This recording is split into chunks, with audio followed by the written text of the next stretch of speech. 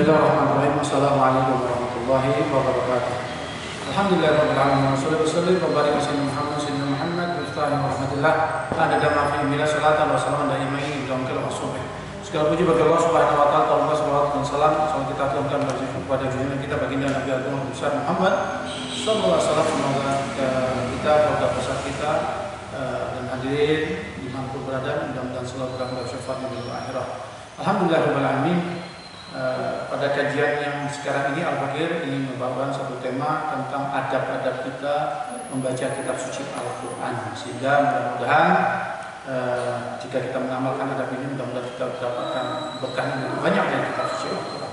Di sini dijelaskan yaitu dalam kitab daripada As-Sulh Al-Asasiyah yang karya Al-Allamah Al-Ali Syekh Muhammad Ali Ba'atiyah, di mana disebutkan sulh kita kepada kitab Allah Subhanahu wa taala. Di sini disebutkan oleh beliau, wajib bagi seseorang yang baru tumbuh untuk menjadi salih mengetahui dan meyakini sesungguhnya Al-Quran adalah kalam Allah yang ajali dan qadim, yang terdiri sendiri dengan zatnya yang terhindar dari huruf dan suara, yang diturunkan melalui perantara wahyu kepada Nabi Muhammad SAW. Al-Quran bukanlah makhluk sebagaimana pemahaman kelompok Mu'tazilah atau yang sepaham dengan Mu'tazilah. Mereka adalah kelompok yang akidahnya sesat. Wajib bagi salih meyakini secara utuh, yaitu seluruh kitab yang diturunkan Allah kepada Rasulnya, dan wajib mengimaninya secara rinci terhadap 4 kitab, yaitu kitab Taurat yang diturunkan kepada Nabi Allah Musa AS, kitab Zabur yang diturunkan kepada Nabi Daud AS, kitab Injil yang diturunkan kepada Nabi Isa AS, dan kitab suci Al-Quran yang diturunkan kepada Nabi Muhammad SAW. Demikian pula wajib mengimani suhufnya Nabi Ibrahim AS, suhufnya Nabi Musa AS selain Taurat, sebagaimana firman Allah Ta'ala, suhufi Ibrahim wa Musa, itu kitab-kitab Nabi Ibrahim wa Musa di surat Al-Quran, surat Al-A'la, ayat yang surat yang 87, surat Al-A'la 87. Wajib bagi seorang salih meyakini sesungguhnya Al-Quran adalah firman Allah Subhanahu wa taala yang menyangkut perintah, larangan, nasihat, kisah umat yang terdahulu, ayatnya muhkam, ayat yang sudah jelas pengertiannya, yang tidak perlu ditawilkan lagi, dan mutasyabih, ayat yang belum jelas pengertiannya. Adapun suluk yang harus dilakukan oleh seseorang salih terhadap Al-Quran adalah di adab-adabnya, bagaimana kita terhadap kitab suci Al-Quran, yaitu yang pertama, mengagungkan penghormatan kepada kitab Allah dengan seagung-agungnya, mentaati perintah-perintah Allah yang terkandung di dalamnya, menjauhi semua larangannya, mengambil nasihat dari Al-Quran dan mengambil pelajaran dari kisah-kisah umat-umat terdahulu. Al-Allamah Muhammad bin Umar mengatakan, ketahuilah sesungguhnya penghormatan yang paling khusus bagi Allah adalah dengan menghormati kitab Allah, karena kitab Allah adalah sifat Allah. Ketika Allah berfirman, semua kitab Allah yang diturunkan adalah firman dan sifat Allah. Kitab-kitab itu antara Al-Quran, Taurat, Injil, Zabur, dan suhufnya Nabi Ibrahim dan kitab-kitab lainnya yang diturunkan kepada Nabi. Kita wajib menghormatinya dengan penghormatan yang tinggi. Rasulullah SAW bersabda dalam satu kesempatan, dari Nabi bersabda, muliakanlah para penghafal Al-Quran, para hafiz Quran. Barang siapa yang memuliakan mereka, maka ia telah benar-benar memuliakan Allah. Jangan kalian merendahkan dan mengurangi hak mereka, karena mereka mempunyai kedudukan khusus di sisi Allah. Hampir-hampir para penghafal Quran adalah para nabi, hanya saja mereka tidak menerima wahyu. Rasulullah SAW juga bersabda, barang siapa yang mengundang para penghafal Quran kemudian menjamu makanan dan minuman karena keutamaan Al-Quran, maka Allah akan menganugerahinya pada setiap huruf Al-Quran sebanyak 10 kebaikan, dan akan dihapuskan 10 kesalahan, dan diangkat derajatnya pada hari kiamat. Allah Subhanahu wa taala pun juga berfirman, hanya kepada Aku engkau telah memuliakan, renungkanlah masalah ini. Jadi ini suatu kemuliaan besar yaitu kita ta'zim, menghormati pada orang-orang yang menjaga Quran, amal Quran, yang ada di Quran di jiwanya. Orang yang tidak sempurna akan menjadi sempurna saat ia memuliakan penghafal Quran dan menjaga kehormatannya semata-mata karena Allah Ta'ala. Dalam hadis disebutkan seseorang akan selalu bersama dengan orang-orang yang dicintai. Jadi kalau kita mencintai penghafal Quran, insya Allah di yang nanti kita dikumpulkan dengan penghafal Quran tersebut, sehingga sangat luar biasa akan hal tersebut. Ini adalah adab yang pertama tersebut, yaitu kita mencintai daripada orang-orang yang menjaga Quran, hafal Quran, ada Quran di hati. Yang kedua, daripada adab daripada kitab suci Al-Quran, wajib bagi para mukallaf mengagungkan kitabullah dengan tidak meletakkannya di belakang punggung, di atas tanah yang sejajar dengan kaki, tetapi hendaknya meletakkan Al-Quran di tempat yang sangat tinggi, dan hendaknya tidak menjulurkan kaki ke arah Al-Quran semata-mata untuk memuliakan kitabullah.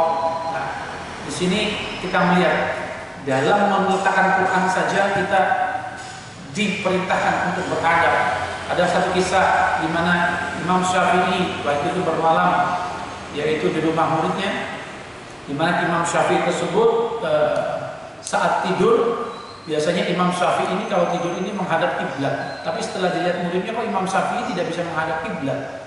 Ternyata apa? Ternyata setelah ditanya, ya Imam, ya Syekh, kenapa engkau tidak tidur menghadap kiblat seperti biasanya mengikuti sunnah? Bukan saya tidak mau mengikuti sunnah, saya ini tidak bisa tidur menghadap kiblat. Kenapa saya harus terlentang? Karena kalau saya menghadap kiblat, di belakang saya ini, kalau saya menghadap kiblat, saya membelakangi Quran yang ada di belakang, yang ada di atas ini. Sehingga muridnya mengatakan, kenapa kau tidak pindahkan saja Quran yang ada di belakangmu kalau kau tidur menghadap kiblat ke depannya? Bukan saya tidak mau bisa memindahkan, karena kalau saya memindahkan saya harus izin kepada pemiliknya, yaitu engkau, sedangkan kau tidak ada di sini. Sedangkan kalau saya memindahkan dengan sendiri, itu namanya gosok. Itu namanya apa? Saya sudah melakukan sesuatu yang tidak mendapatkan izin pemiliknya, seperti itu. Jadi Imam Syafi'i rela semalam tidak tidur menghadap kiblat karena apa? Ada Al-Quran di belakang di situ. Masya Allah. Ya. Lalu di sini sebutkan, jika membawa Al-Quran di dalam tas, maka jangan letakkan tas itu di tempat yang biasa dilalui atau yang ada orang yang lalu lalang dan sebagainya. Ya. Maka kita hendaknya jaga, sudah orang kalau nggak tahu kan kadang-kadang melangkai tas kita tersebut. Ini biasanya kalau misalnya kita di Masjidil Haram, ya waktu ramai ini, kadang-kadang kita bawa tas kecil, kita taruh ada Quran dalamnya. Banyak orang lalu-lalang dia tidak tahu. Nah, hendaknya kita ambil tas tersebut, kita pangku sehingga orang tidak melangkainya walaupun dia tidak tahu. Tidak diletakkan di punggung ketika kita duduk. Biasanya kalau kita pakai, anak-anak muda pakai tas ransel itu, naruh Al-Quran di belakang. Nah, ini setidaknya ranselnya tidak di depan, jadi ada di depan dada kita. Sebaliknya wajib memuliakan Al-Quran karena Al-Quran adalah kalam Allah dan rahasia antara Allah dan makhluknya. Yang ketiga, adab daripada kita terhadap suci Al-Quran, kita hendaknya membawa atau menyentuh Al-Quran, maka harus dalam keadaan suci dari hadas kecil ataupun besar. Ya, jadi kita hendaknya suci dari kedua hadas tersebut. Yang keempat, hendaknya seorang mukallaf sering, yaitu selalu dekat dengan Al-Quran dengan cara membacanya, paling sedikit membaca 1 juz dalam sehari. Jika kurang dari 1 juz karena adanya keperluan atau uzur, maka hendaknya tidak meninggalkannya sama sekali, meskipun hanya membaca 1 ayat. Hal ini penting karena membaca Al-Quran dapat memberikan keselamatan bagi kita, di mana Rasulullah SAW telah bersabda, "Afdhalu ibadati ummati qiraatul Quran." Ibadah umatku yang paling utama adalah membaca Al-Quran. Jadi jangan sampai satu hari kita tidak membaca Al-Quran walaupun 1 ayat. Bahkan Al-Faqih dulu waktu masih kecil, guru saya di Jakarta yaitu almarhum Habib Muhammad bin Hasan Al-Aidrus pernah mengatakan dalam satu kesempatan, "Ya Mahdi, jangan sampai kita tidak membaca Al-Quran walaupun 1 ayat 1 hari." Itu masih saya ingat bahwa itu.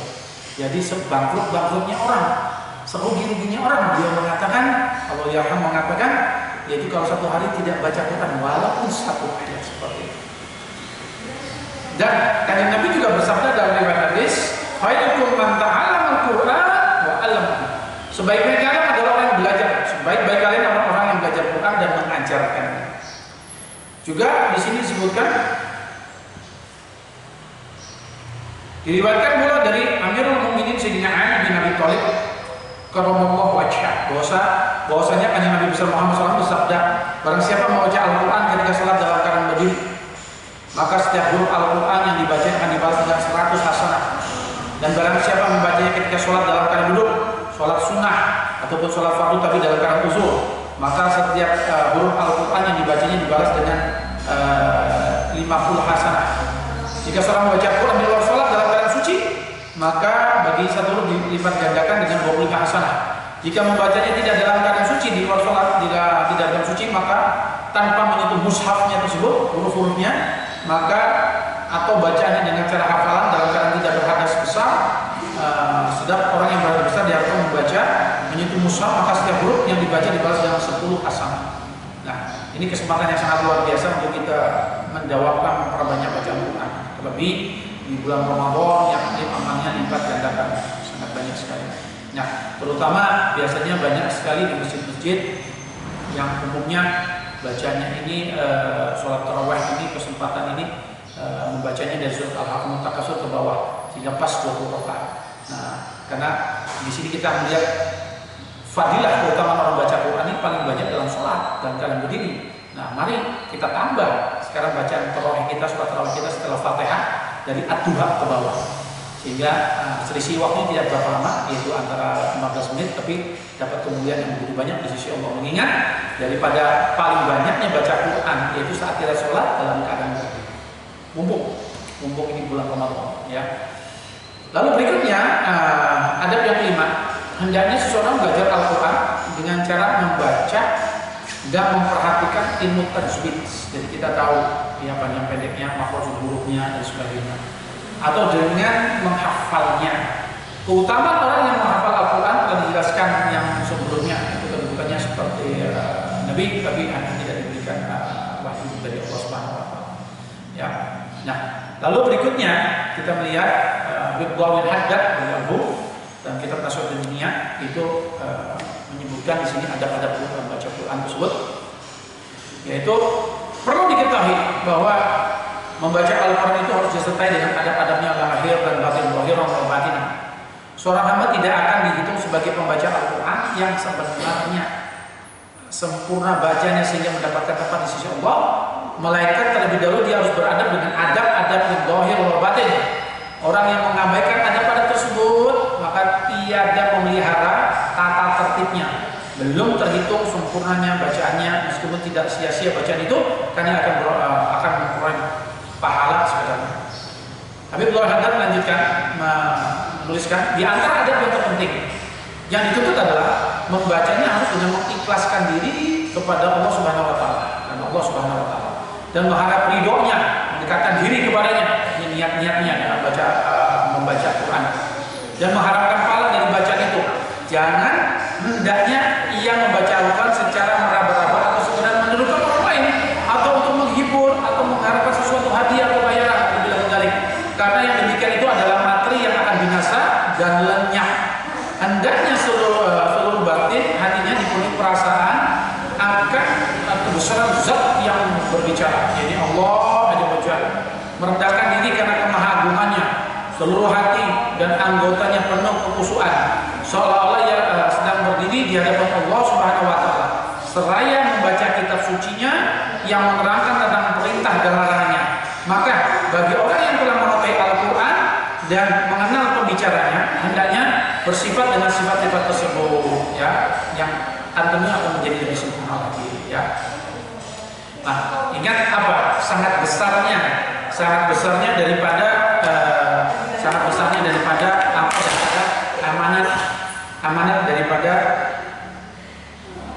daripada Allah yang dimana di surat Al-Hasr 21.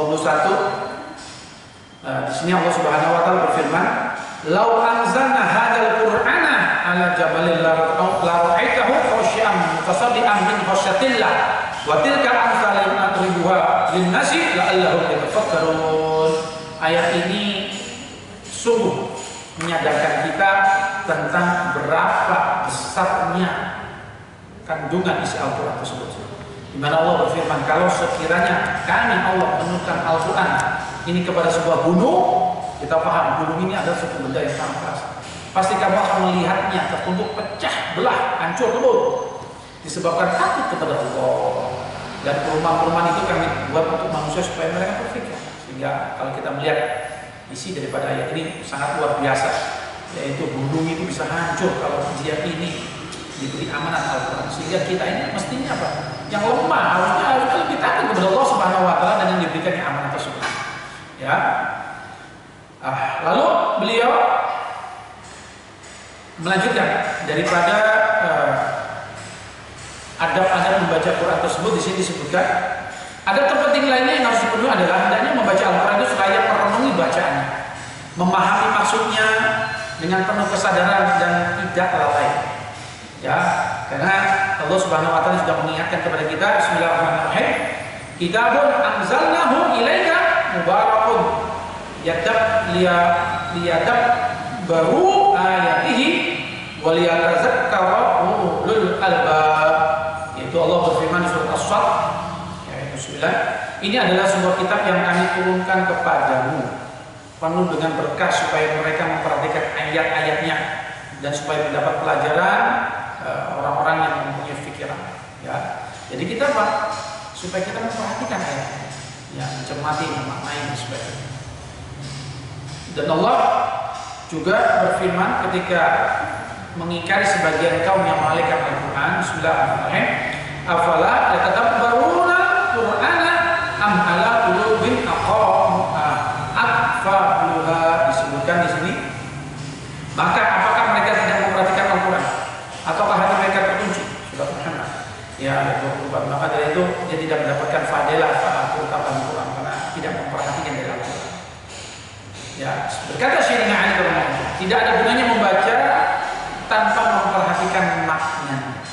Berarti akan mendapat faedah makna. Bukankah kita ini kalau membeli barang kita menuntut apa maknanya? Kita beli obat apa faedahnya dan sebagainya. Sehingga Al-Quran ini harusnya kita bisa mendapat makna daripada hal tersebut. Dan juga dilihat disebutkan juga Abu Zain Ibrahim bin Sweet dalam nasihatnya, sebagian ulama mengatakan barang siapa tidak membaca Al-Quran maka ia telah memutuskannya. Barang siapa yang tidak membaca Al-Quran maka ia telah memutuskannya. Dan barang siapa membaca Al-Quran tanpa merenungi makna-maknanya maka ia juga telah memutuskan. Dan barang siapa membaca Al-Quran namun ia tidak mengamalkan apa yang di dalamnya maka ia telah juga dikategorikan sebagai memutuskannya. Memutuskannya apa? Seolah-olah meninggalkan Quran. Berarti yang terbaik yaitu apa? Kita membaca, berusaha untuk mengerti maknanya, dan yang terakhir berusaha untuk mengamalkannya. Tentu ini perlu mujahadah, tapi harus dimulai. Kapan? Ya sekarang. Jangan sampai kita paksa dengan keadaan kita. Wah, saya ini sudah baca, sudah syukur. Jangan. Kita baca, tapi kita berusaha nyari guru, nyari ustaz untuk belajar, yaitu bagaimana membaca benar, berpikirnya dan sebagainya. Lalu berusaha untuk memaknainya, lalu mengamalkannya. Walaupun satu ayat saja, tapi kita ada ikhtiar untuk atas. Seperti itu. Nah, lalu di sini disebutkan, dilanjutkan oleh Abdul Haddad, ya. Memang benar apa yang dikatakan oleh Sayyidina Ali dari karena Al-Quran diturunkan kepada manusia untuk diperhatikan maksudnya. Dan hanya dengan memperhatikannya saja seseorang bisa memahami, menangkap maksud dan tujuan, serta mengetahui kandungan ayatnya agar bisa diamalkan. Nah, ini tujuannya apa? Diamalkan. Nah, ini tujuan utama diturunkan Al-Quran dan risalah kanjeng Nabi Muhammad SAW kepada manusia sebagai petunjuk bagi manusia, hudan linnas.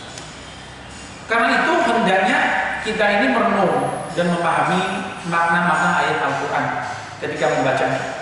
Sedikit membaca dengan merenung. Jadi kita membaca ayat-ayat yang pendek, tapi dengan merenung dan memahami maksudnya. Maka lebih baik daripada ketimbang banyak membaca tanpa merenung dan memahami. Sudah baca nah, sebetulnya juga dilanjutkan oleh beliau berkata sebagian para salaf, membaca surat Al-Zalzalah dan Al-Qari'ah dengan merenung dan memahaminya. Jadi dengan merenung dan memahaminya, maka lebih aku sukai, maksudnya Abdul Haddad lebih mencintai musukainya dibanding dengan dia membaca seluruh Quran tanpa memahami apapun juga. Ini maknanya apa? Berarti apa? Orang yang baca surat yang pendek-pendek tapi dia merenung dan memahaminya bisa dapat manfaat. Itu manfaat untuk apa? Bisa diamalkan dalam kehidupan sehari-hari. Yaitu hidupnya ini dituntut dengan kitab suci Al-Quran. Tentu dituntut dengan jalan yang shiratal mustaqim, jalan yang mendapat ridho dari Allah Subhanahu wa Ta'ala. Ya, seperti itu. Lalu di sini disebutkan oleh beliau, sekarang kita mengerti bahwa merenung dan memahami makna-makna Al-Quran tersebut, itulah yang menjadi maksud utama dari membaca Al-Quran. Itulah yang harus kita penuhi dan kita perhatikan ketika membaca Al-Quran Karim. Maka perhatikan masalah ini sebaik-baiknya. Semoga Allah merahmati kita semua. Beliau kata seperti itu. Lalu beliau menuliskan di sini berkata, Imam Al-Bisri, orang-orang yang terdahulu dari kamu mengira bahwa lembaran-lembaran Al-Quran itu sebagai surat-surat yang dikirim Allah kepada mereka, seperti mendapatkan surat dari Allah. Maka mereka pun mencoba mengikutinya di waktu malam agar kita bisa menjalankan perintahnya di waktu siang terang. Nah, ini istimewanya orang-orang zaman dulu. Ya, jadi benar-benar mengalokasikan waktunya, menyediakan waktunya itu untuk meneliti ya kitab suci Al-Quran. Apakah perintah Allah ini, larangan Allah ini sudah kita kerjakan atau sudah kita jauhkan larangan Allah sehingga besoknya itu bisa diamalkan. Besoknya bisa diamalkan. Nah, kita ini jauh sekali daripada hal yang dilakukan orang zaman dulu. Terkadang kita ini jangankan membaca saja terkadang 1 tahun sekali pun tidak pernah. Kadang-kadang Al-Quran ini mohon maaf sebagai hiasan saja syarat sebagai umat muslim ada Al-Quran. Terkadang sedih kalau kita melihat Quran ini sebagai hanya hiasan, dan terkadang pun Al-Quran sangat tidak pernah dibaca, akhirnya banyak debu di atas Quran tersebut. Bagaimana kita bisa baca tidak pernah, apalagi mengertinya? Beda dengan orang-orang dulu, sehingga hidupnya orang-orang dulu kita, kalau kita melihat manakib orang yang dahulu, terkadang kita melihat ini, ada orang seperti ini. Ada orang disebutkan satu ulama fulan dan sebagainya. Dia ini bisa bersedekah selama 1 bulan penuh. Dia ini kalau malam qiyamul lail, dan qiyamul lail tersebut 1 Quran khatam. Dia ini mujahadahnya membaca ayat surat Yasin 41 kali. Dia ini begini dan sebagainya. Kenapa? Karena tidak lain tidak bukan beliau semua ini pasti ahli Quran. Bukan hanya membaca, bukan hanya paham, tapi mengamalkan isi Quran tersebut. Nah, jauh sekali dari kita. Sehingga apakah kita mau pasrah dengan keadaan kita seperti itu? Tentu tidak. Tentu tidak. Mari sama-sama kita melakukan adab daripada Quran ini apa? Itu apa? Selain membacanya, berusaha memahaminya, dan setelah itu apa? Mengamalkan. Karena kalau kita mengamalkannya, tentu pasti kita akan mendapatkan faedah yang sangat luar biasa sekali. Nah, kita melihat dilanjutkan lagi oleh beliau, ya, saking fahamnya, saking ngertinya, ini disebutkan di Sayyidina Umar radhiyallahu sering membaca ayat-ayat Quran di waktu sholat malam-malam, yaitu beliau merenungi ayat maksudnya. Beliau terkadang tersungkur karena terletak dan khusyuk, terkadang sampai jatuh sakit sehingga banyak orang yang menziarahinya. Kenapa? Kan merenungkan satu ayat-ayat tertentu, sehingga saking merenungkannya sampai jatuh sakit sehingga orang malah menziarahinya seperti itu. Jadi bekasnya atsar yang sangat luar biasa.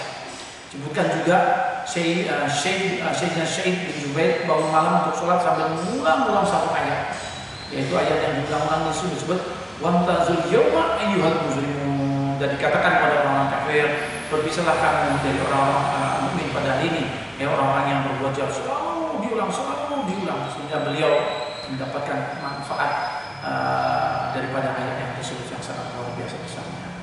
Nah, lalu di sini Habib Qaul Haddad menuliskan, apabila kita membaca Al-Quran, maka hendaknya meneliti, memahami, merenungi setiap ayatnya. Perhatikan setiap ayat yang mengandung perintah Allah, larangannya Allah, janji dan ancamannya Allah. Sesudah itu perhatikan diri kita, yaitu apa? Apa yang kita harus perhatikan? Apakah kita sudah mematuhi perintah Allah dan menjauhkan larangannya? Percayalah, apa terhadap daripada janji Allah dan ancamannya. Jika ada, maka segeralah memuji Tuhan dan mensyukurinya, karena yang demikian itu terjadi atas taufik dan pertolongannya. Karena itu hendaknya kita ini senantiasa rajin, tidak lalai, jangan bermalas-malasan. Hadirin dimanapun berada, Mari kesempatan ini kita bertafakur, mumpung ada di bulan Ramadan. Mari kita melihat sejauh manakah perhatian kita terhadap kitab suci Al-Quran. Mulai dari kita ini memahaminya, mulai dari kita ini yaitu mengamalkannya, atau yang awal kita ini membacanya. Sudah seberapa jauhkah kita ini, perhatian kita terhadap kitab suci Al-Quran. Kalau seandainya kita ini sangat kurang, tidak ada kata telat, tidak ada kata telat, tidak ada kata saya sudah tua, saya sudah seperti ini, penglihatan saya masih sudah kabur dan sebagainya. Tidak ada kata telat. Itu hanya bujukan syaitan supaya kita tambah tersesat. Sehingga apa yang harus kita lakukan? Nah, di detik ini kita, yaitu apa? Perhatikan hidup kita dengan apa? Mempelajari Quran kembali. Mulai dari pertama, cara pembacaan yang benar, lalu memahami arti-artinya dan mengamalkannya.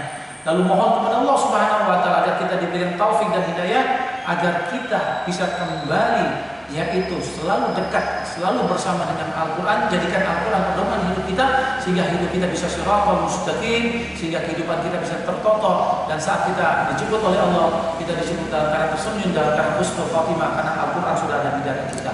Wallahu a'lam bishawab. Semoga sedikit ini bermanfaat, dan semoga kita termasuk daripada umatnya kan Nabi besar Muhammad SAW yang selalu beradab terhadap Quran, yang selalu mendawakan bacaan Quran, yang selalu memahami Quran dan juga mengamalkan Quran di dalam diri kita dalam kehidupan sehari-hari. Subhanallah wa bihamdika, asyhadu an la ilaha illa anta, astaghfiruka wa atubu ilaik. Assalamualaikum warahmatullahi wabarakatuh.